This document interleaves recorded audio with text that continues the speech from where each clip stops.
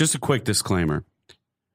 We are not experts. Sometimes we interview experts, but we're just two dumb dudes trying to bumble our way through fatherhood and doing this podcast to try to find a collective experience for people to relate to. That, and we're using a lot of clips that may be out of order or reused. It's hard to keep track. Just get off our backs. Come on. We're trying to raise kids here. I'm We're trying so to do a tired. lot. Just give us a break. God. Get off our asses. I'm turning the car around.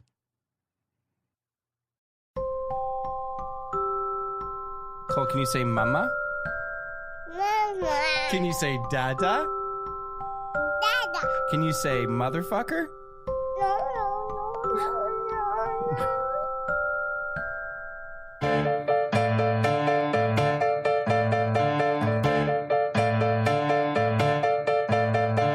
Being a dad means barbecuing and embarrassing your kids. Being a dad means you get to go bald. Being a dad means getting to say, I fuck your mom. Hey guys, it's Sandy. And Avery. And this is Motherfuckers. Parenting podcast. Hi, Sandy. Hello, Avery. Oh, what? Nothing. No, you were going to say something. Nothing. We're just trying to figure out this festival stuff. Oh, yes. Am I going to Austin with you? Am I not going to Austin with you? I hope you come, but you're trying to debate because you have a family, so it's not an easy decision. Right. So I guess this is part of what we talked about in our early episodes where things are going to change. That's and right. Like I said to you, if I didn't have a wife and kids to worry about, I wouldn't mind paying my own way to come to a comedy festival. That's right. Yeah. But I do. And I'm the primary caregiver while my wife works. Yep. And it happens to fall over days that my wife works. And you're integral to the show. And unfortunately, festivals don't have a lot of money. Right. And that's the idea. But I also They spread it out too much. Too many things. They give it to the big dogs.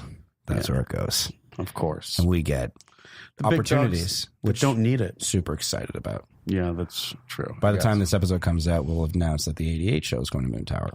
So Yeah. very excited about that. Yeah. That's what I was building up to for you. Oh, okay, you want to build up a little more? You guys have maybe seen it in Los Angeles, but now check it out. Is this its first festival? Oh, no, you did it in New York. New York Comedy Fest, yeah. Yeah. Yeah. So this is the second festival appearance. Mhm. It'll be more honed in. Yeah. It might possibly have me, which will make it infinitely better. Okay. I'm pretty good. No, you're great. Thanks, you're brother. great. Yeah. But, you know. No, you are. You play the bus. You know boy on what? the You're a show, cheeseburger, and cheeseburgers are amazing. But Thank you. you know what? Some people can't eat them without condiments, and I'm the condiment. You definitely do look like a mustard. I'm like a mustard ketchup mixture. You're a relish I'm guy. that red yellow paste. You're a little. I'm a pink mess. You're a saucy boy. Yeah. Well, that's the thing. I mean, we were talking about I don't tour as much. I'd be on the road every weekend with Adam, but I don't because I have kids and it's been tough balance. I have a kid. It feels like kids. See how that said that? Yeah. Look. Wait, what's the update on you thinking about having a second one? Still on hold. Still scared. Still worried. What happens? Is Mary like, so we're going to talk about this? She's actually pulling back a little bit from it, which was shocking. Whoa. Yeah. Yeah, she's the driver, Absolutely. and you're the passenger. I'm in the back. I'm sitting back. And she's pumping the brakes. She's got the idling car. down the road. She's turned the car on. She's driving the car. She's stopping the car. I'm just going, okay. Yeah. I'm in no rush. I'm in no rush. All I'm right, sitting cool. back here. I got a cheeseburger, vegan cheeseburger. Nice. Dog. Yeah. But yeah, so I think we're going to continue to think about it. Continue to think about it. That's what I'm going to do about the festival. Yeah, good. Yeah. And, it's a tough decision where work and play and fun and comedy meet. Comedy Meet. That sounds like the name of an album or a comedy album record label, Comedy Meet. Comedy Meet coming out this fall with your favorite hits, Punchline and Shitty One-Liner. Punchline and a side of fries. Oh, and don't forget the box set boxes. Unhappy Meal. Unhappy Meal. All right, should we get to the guest? Yeah, okay. You do it. All right. This is good. Break it down. we're very honored and lucky to have this guest. So We're- excited. We're very excited. We've been trying to get him for a long time. Yep. He lives in the Valley. We both live in the Valley. We're both Valley boys. You don't live in the Valley? I thought that you did. Am I allowed to talk in or no? Yeah. Yeah, go for it. Jump in. I live in Silver Lake, which is right around the corner. Oh, from me. wow. Yeah. Wow. Been there since 2003, Oh, wow. since the 03. How about that? I lived in Silver Lake for a while, but now I'm in the Valley. So now you have kids. But Silver Lake is now the en vogue part of Los Angeles to raise kids. Yeah. And you have two. I've got two, and 11 and 13. Those are their names. Yep. Great joke. Huge. Yeah, I was really a huge good. Stranger Things fan, and I was ahead of the curve. No, So you did great. 11 and 13. They're almost 12 and almost 14. So I have a kid going to high school. I just drove down to, that was a whole thing. Yeah. What was the thing? So I have a daughter. I have two daughters, and Daisy, who's almost 14, and Georgia, who's almost 12. And Daisy is an actress and wants to be an actress and Wow. doing like plays and everything, and wants to go to a performing arts school. So she auditioned for a performing arts school here and did not get in. And by the way, did a great Welcome to Hollywood, kid. well. So, but I'm like, you don't need to learn this lesson when you're 13, okay? Yeah. But like, she did a great job on her. She had 2 monologues to learn. She was really good. Objectively, she was good. Objectively, Or Proud Papa, incredible. Objectively, really, really good. yeah. Because if she couldn't do it, or I didn't think she could handle being in this school, I would have had a gentle conversation to steer her away from it and be like, maybe let's look at some other things. And Interesting. I would have lowered her expectations, and I would have said, hey, I love that you're trying to do this, and I think this is really great, and I think you're awesome. This is going to be tough. So let's lower expectations Right. here. And if you don't get in, you don't get in. It is what it is. That's not the way I felt.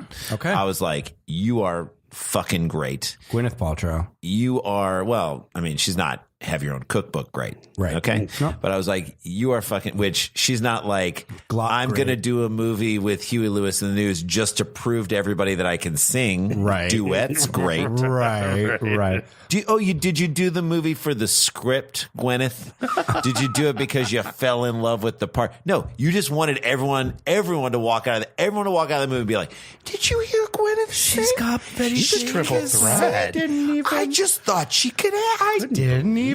Did you? And then someone from back is like, did you buy her cookbook? What? What cookbook? She's got a cookbook. She could too? do everything. She's going to be the first amazing. PGOT, Pulitzer, Emmy, Grammy, Oscar, and Tony. And with her own cooking show. She doesn't have time to cook. She's too busy singing. Gwyneth. So it's like, all right, Sort of. she's not that. Okay. And she is, I love my daughter. And this, Yeah. she's amazing. She's an amazing, amazing kid. Very smart, very sensitive, very sweet, very funny. Okay. Very funny. Good. Objectively funny. In the right ways funny. Like goofy and funny with her friends and has a lot of friends. She's not hacky. no. Does she think you're funny? Yes. She gets comedy. She understands. Sandy, she gets it. She's a good level.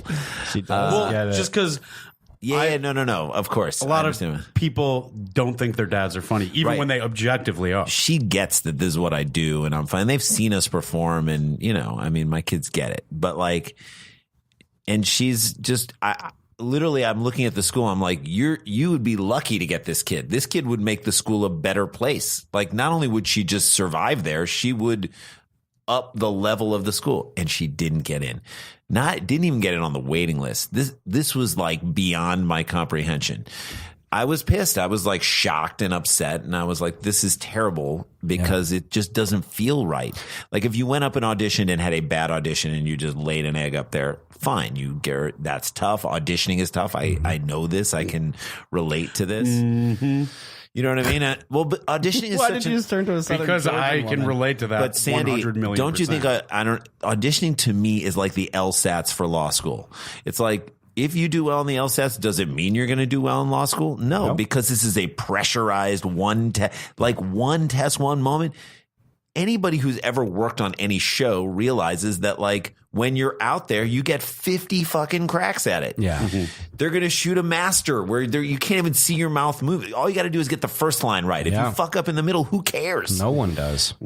there are 25 takes where the camera is where your head is. You're right by the camera. You just deliver the line and it's someone else's close up. Gwyneth Paltrow's made a whole career based off that. Then the camera comes to you, and if you get it in 5 takes, boom, you're good. Good for you. You know what I'm saying? I do. There, an audition is so unnatural. Yeah. You would never walk right in and have to nail it in one take. Because, like, even if you nailed it in one take, there'd be a lighting guy being like, I need another one for me. I forgot. Yep. I didn't press the thing. Which, by the way, I always imagine the movie Precious when Monique By Sapphire? when she based on the novel Push by Sapphire, yeah.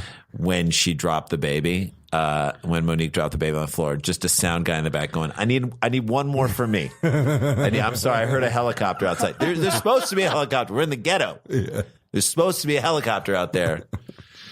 Oh, man. So I was Can like, you drop the baby again for sound? can I just get one more for me? Just one more baby drop? So I was really upset that she did not get in this thing. Now, she applied to another school that was a performing arts school that was non-audition based. You apply, you get it in there, and it's a bit of a first come, first serve. They kind of weed people out after they're in the program. It's a very intense program, and you have to want to go. Mm-hmm. So, like, if you go with like, I might want to do this, you're gone. You're not going to stay This is there. also LA, right? This isn't like Seattle. No knock on Seattle young artists, but this is like everybody here wants to do this. So it's extremely common. But not only that, you're not even giving the full scope of it. There's a lot of nepotism involved. Oh, my God. And then on a also high school level? Oh yeah. Maybe, although I would say in the post Felicity Huffman, Lori Loughlin world, everybody is like very careful to be like, nope. It's worse if the parent is like, we don't want to show any favoritism or anything.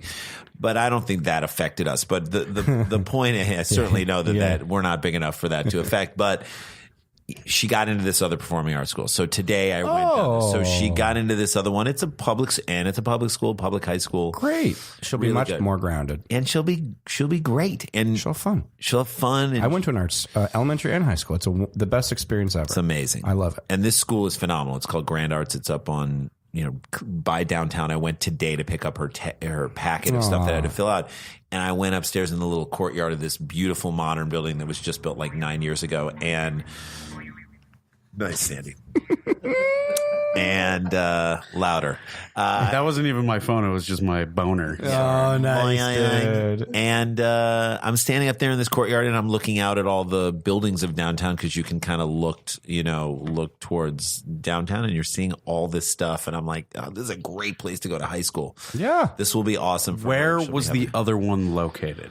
farther away from my house? So it would have been more of a So schlep. this is much better. more ideal This is for better. you. It's Just better for you. It's better for me, but it's like trying to spin the narrative that like this is going to be better for you. But I mean, these are big problems. The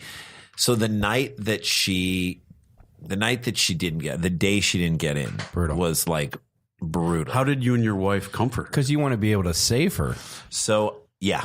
Yeah. And so How do you what deal with that? I mean, Yeah. what I said to her, Was she we were like all devastated? devastated, like bawling. What This do was the teenage choice girls school? do when they're devastated? But she's different. She's kind of like Special. she felt it in the way of like this didn't feel like a teenage girl losing her shit. This felt like a person who had spent a lot of time and effort on something and put a lot of energy and effort in. I'm like, I can relate to this. I can relate to this deeply. Yeah. Put a lot into it, put her heart and soul into something, and then to have it just be and Was she close? Was it to the finals or something? Or no. it was So just- like basically 105 kids auditioned and 35 get in, and that's it. But there were kids in her class and in the thing, and other people and kids that got in that were of varying levels. Okay, gotcha. And so that was hard for her as well. That like some just illogical things happened, and there's no way to explain it. Yep.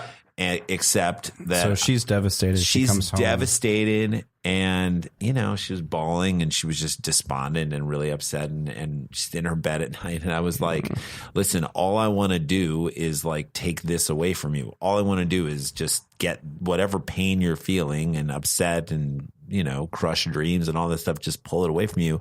But I can't, because it's just, I can't do that. It's just not possible for me to do that. So I will climb down in it with you and I'll hang out in here this with you as long as you want me to, so that you're not alone and you're not going through this thing alone. That's the best that I can do. That's the best that we can do. Fantastic parenting advice. And then she told me to fuck off.